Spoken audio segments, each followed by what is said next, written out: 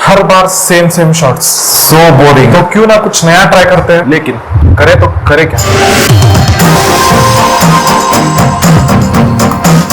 आप experienced film maker हो या बिगिनर, कैमरा मूवमेंट को समझना और उसे इंप्लीमेंट करना can take your video to next level. तो चलिए ऐसे कुछ कैमरामैन के चाल को ढूंढने।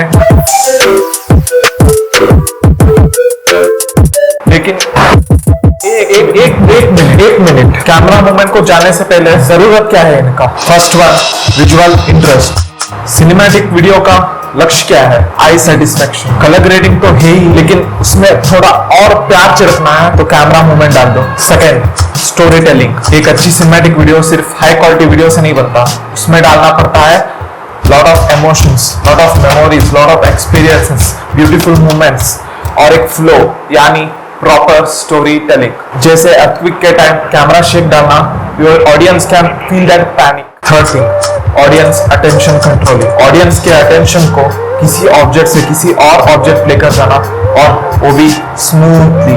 किसी चीज को रिवील करना हो या किसी चीज को अबाउट यूनिवर्स दिखाना हो या किसी की ग्रेटनेस दिखाना हो तो you need camera movement. So in short, camera movements can make your each shot more effective. It's not just used to enhance the visual interest, but it also help in conveying emotions, telling story and guiding the viewer's attention. तो चलिए कुछ ऐसे अज्ञात और ज्ञात camera movements को ढूंढने।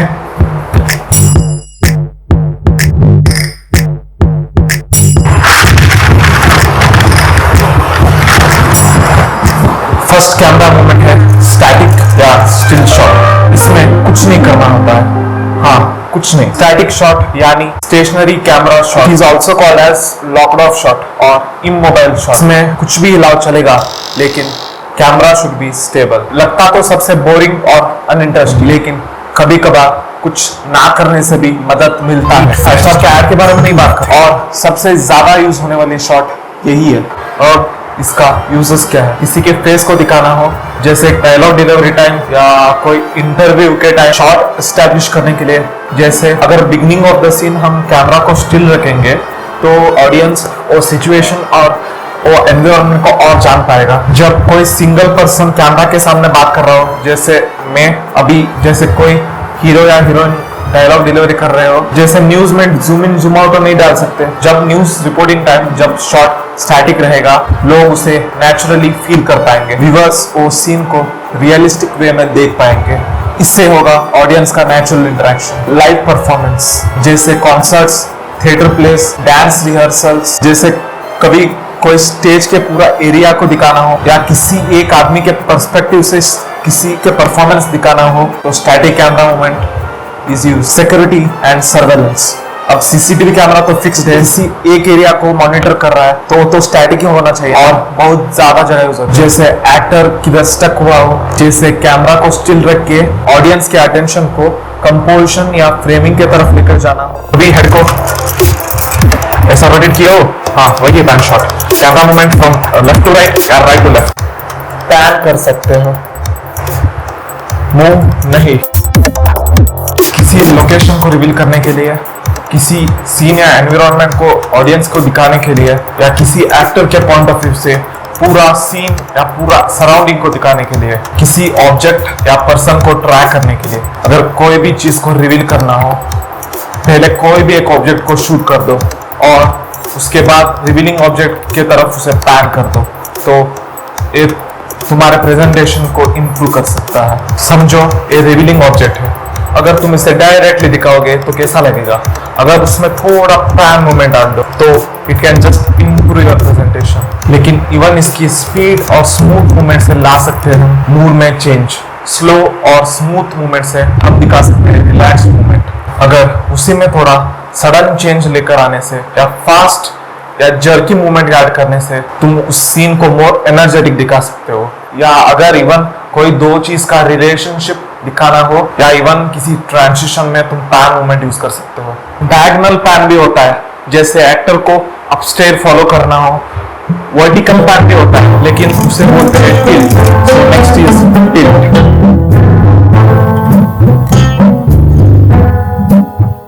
Third one है टिल्ट। इसमें होता है अप और डाउन मूवमेंट या वर्टिकल मूवमेंट कैमरा का। जैसे चेंज इन पर्सपेक्टिव दिखाना हो, फ्रॉम हायर टू लोअर या लोअर टू हायर, किसी कैरेक्टर के पावर को प्रेजेंट करने के लिए। जैसे tilting up from lower angle can make any person dominant या एनी ऑब्जेक्ट लुक डोमिनेंट। लेकिन वही शॉट अगर लोअर एंगल से डाउन टिल्ट करोगे तो तुम उस आदमी को छोटा दिखा सकते हो, मतलब किसी आदमी को तुम नीचा दिखा सकते हो या सबऑर्डिनेट दिखा सकते हो, मतलब अधीनस्थ। जैसे कोई लोकेशन या ऑब्जेक्ट का हाइट या स्केल दिखाने के लिए, जैसे कोई लंबा सा चीज, जैसे माउंटेन के पीक या बिल्डिंग के हाइट दिखाना हो या आईफिल टावर को दिखाना हो, कभी पॉइंट ऑफ व्यू दिखाने के लिए, जैसे गिरता हुआ कैरेक्टर का फोकस गिरना। जैसे कैमरा को कैरेक्टर के आई लेवल से नीचे टिल्ट करने से हम जान सकते हैं कि कैरेक्टर का फोकस नीचे जा रहा है, किसी इंफॉर्मेशन को रिवील करने के लिए। या समझो कि कुछ सीन में सस्पेंस या ड्रामेटिक इफेक्ट क्रिएट करना है, जैसे किसी आदमी के क्लोजअप शॉट लेकर उसे आराम से टिल्ट करके फेस दिखाना। नेक्स्ट शॉट है पुशिंग या डॉली। इसमें फिजिकली कैमरा को ऑब्जेक्ट या कैरेक्टर के और मूव किया जाता है। अगर सब्जेक्ट को मैग्नीफाई करना हो, अगर सब्जेक्ट के साइज को बढ़ाना हो तो we can use pushing. Detailing highlights, जैसे कोई सीन में स्पेसिफिक डिटेल हाईलाइट करना हो या किसी चीज को यूटिलाइज करना हो, जैसे अगर नैरेशन बिल्ड करते करते किसी सीन में किसी एक ऑब्जेक्ट के तरफ ऑडियंस के अटेंशन को ग्रैब करना हो तो उसमें जस्ट कैमरा को ऑब्जेक्ट के क्लोजर मूव करवा दो। सस्पेंशन क्रिएट करना हो या कोई हिडन डिटेल को रिवील करना हो, अगर स्लोली कैमरा को ऑब्जेक्ट या कैरेक्टर की तरफ लेकर जाएंगे तो सस्पेंस या एंटिसिपेशन क्रिएट कर सकते हैं। जैसे ऑडियंस स्टार्ट टू थिंक क्या हो सकता है आगे, कुछ तो होगा आगे। So pushing can enhance the suspense atmosphere of the scene, intensify the emotions. इसमें इमोशंस तेजी से दिमाग को हिट करेगा। जैसे किसी कैरेक्टर या फेस या ऑब्जेक्ट के तरफ फोकस करने से पहले तो ऑडियंस का फोकस उस सब्जेक्ट के ऊपर जाएगा और दूसरा कैमरा को क्लोज मूव करके टेंशन या इमोशन डिपिक्ट कर सकते हो। कन्वेइंग इनर टर्मोइल, दिमाग में चल रहे विचार या संघर्ष या इमोशन को डिपिक्ट करने के लिए, साइकोलॉजिकल जर्नी या इंटरनल स्ट्रगल को दिखाने के लिए ग्रेजुअली कैमरा को कैरेक्टर के और मूव करने से हम दिखा सकते हैं उसके फिजिकल स्ट्रगल और internal struggle, change of emotion, sudden realisation. जैसे जैसे कैरेक्टर को सडन अंडरस्टैंडिंग होगा वैसे वैसे कैमरा को उसके फेस के तरफ मूव करने से audience can experience that moment. Pushing के लिए स्मूथनेस मेंटेन करना और कैमरा मूवमेंट में डिस्ट्रैक्शन अवॉइड करना जरूरी है। तो cinematographers use equipments like dollies, cranes, लेकिन सस्ता क्रिएटर्स लाइक अस यूज जुगाड्स और हाथ्स। नेक्स्ट इज पुश आउट और डॉली आउट।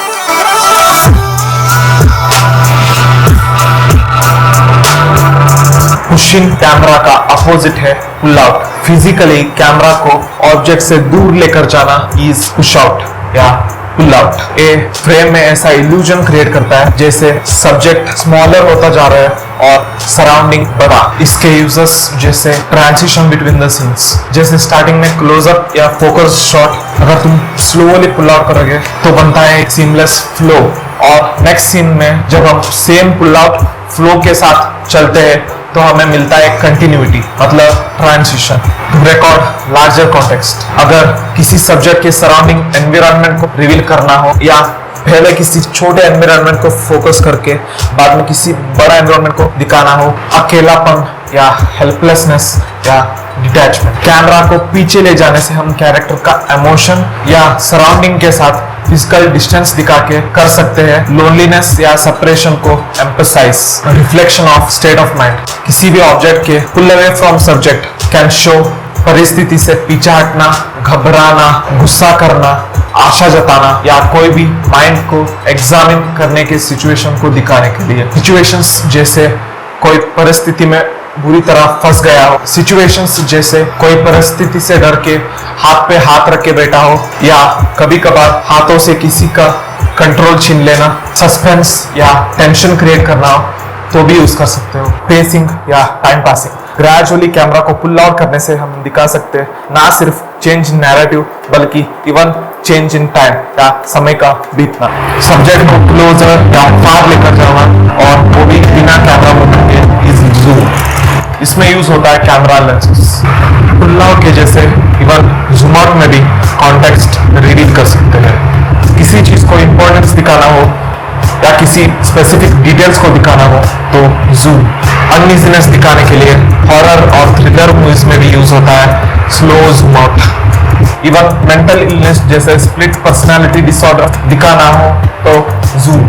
ड्रामेटिक, सिनेमैटिक या फास्ट चेंजिंग शॉट्स, इंपॉर्टेंस एक ऑब्जेक्ट से दूसरे ऑब्जेक्ट शिफ्ट करने के लिए। सो ऑप्टिकली या digitally zooming is a best method for depicting dramatic effect, detail highlighting और स्पेस कंप्रेशन। नेक्स्ट मूवमेंट की तरफ जाने से पहले थोड़ी बात हो जाए पैन वर्सेस जूम शॉट के बारे में। दोनों हैंडल करने के तरीके में तो अलग है ही, लेकिन उसे छोड़ के भी दोनों शॉट सेम लग सकते हैं, लेकिन ऐसे है नहीं। दोनों शॉट दिमाग को अलग अलग तरीके से हिट करते हैं। So zoom and push are different mechanically, the way they are handled, and even they are different in the way it hits the mind और the mind reads it. Zoom में फोकल लेंथ को change किया जाता है, सो subject and environment का size change होता है सेम रेट में। लेकिन इन डॉली और पुश इन और pull out shot camera move होता है आगे।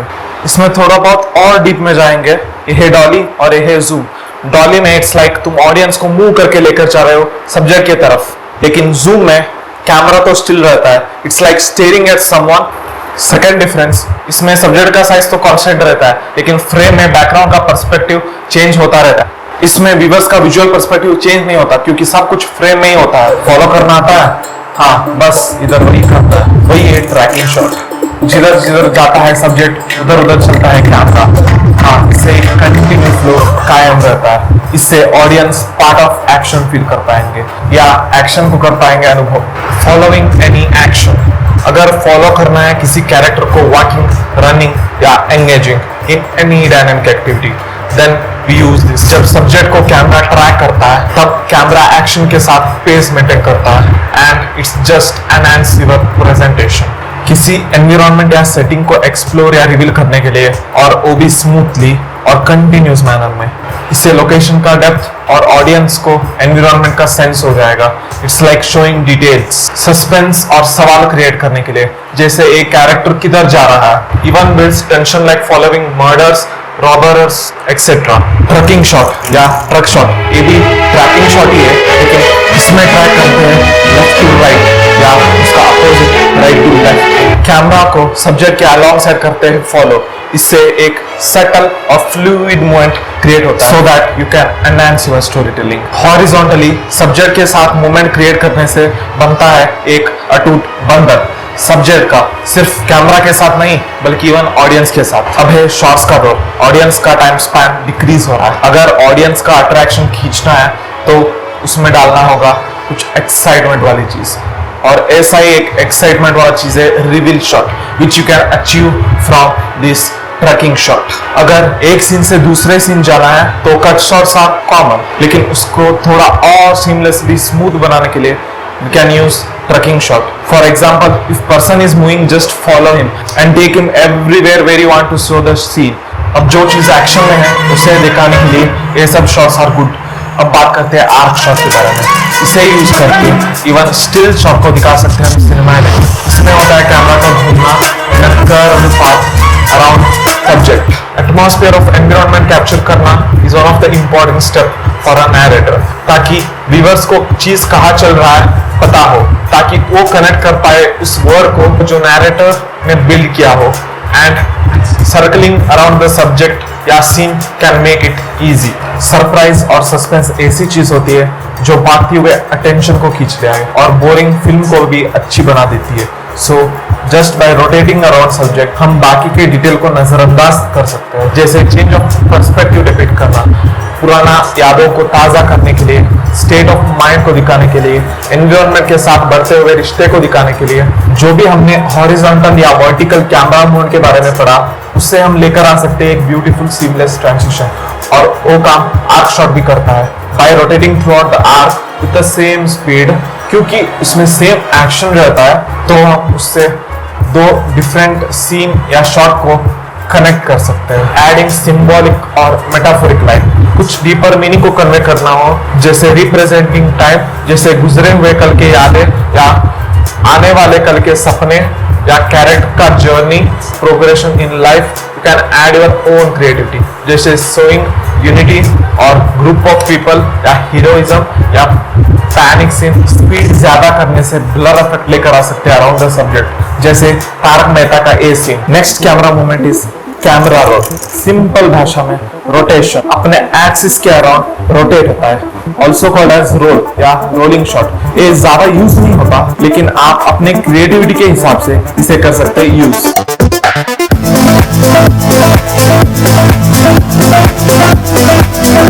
एक्शन सीन में एनर्जी, एक्साइटमेंट और मोर एंगेजिंग बनाना है, तो इस कैमरा मूवमेंट से उस सीन को मोर इंटेंसिफाई दिखा सकते हो। कैरेक्टर के पर्सपेक्टिव या चेंज ऑफ माइंड स्टेट को दिखा सकते हो, चाहे वो बदलता हुआ आदमी का विचार या बदलता हुआ आदमी। सब्जेक्ट में विजुअल फ्लेयर या स्टाइल ऐड हो जाता है, एक डायनेमिक एलिमेंट क्रिएट हो जाएगा। कुछ रोटेटिंग एलिमेंट के साथ रोटेट करना या उसके रिवर्स डायरेक्शन में रोटेट करना can make your video more cinematic. Camera rotation तुम्हें एक विजुअल लिंक या कंटिन्यूटी दे सकता है, जिससे तुम अलग अलग मूवमेंट्स या अलग अलग लोकेशन को एक साथ कंटिन्यू मैनर में दिखा सकते हो। मतलब एक ट्रांजिशन का वे खोल देता है, मतलब ट्रांजिशन या सीमलेसली किसी दो मूवमेंट या सिचुएशन या लोकेशन को ऐड करने में मदद करता है। पैनिक, अनईजीनेस, कंफ्यूजन या इनस्टेबल माइंड को दिखाने के लिए भी यूज कर सकते हैं। एग्जैगरेटेड या sudden camera roll. Pedestal shot, इसमें कैमरा को ऊपर से नीचे मूव किया जाता है पेडिस्टल में माउंट करके। किसी इंफॉर्मेशन को रिवील करना हो, किसी लंबे आदमी को दिखाना हो, तो यूज कर सकते हैं पेडिस्टल शॉट। क्रेन या जिप शॉट, क्रेन शॉट में कैमरा को ऊपर ले जाया जाता है, उसे क्रेन या जिप को माउंट करके। क्रेन साइड देता है टॉप एंगल से view.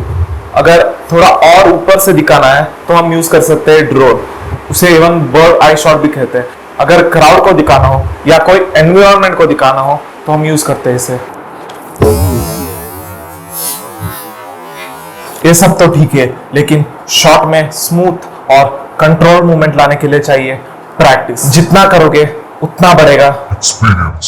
So practice practice practice. ऐसे ही सिनेमैटिक इंप्रूवमेंट के लिए चाहिए स्किल और नॉलेज। तो सब्सक्राइब। खुश रहो।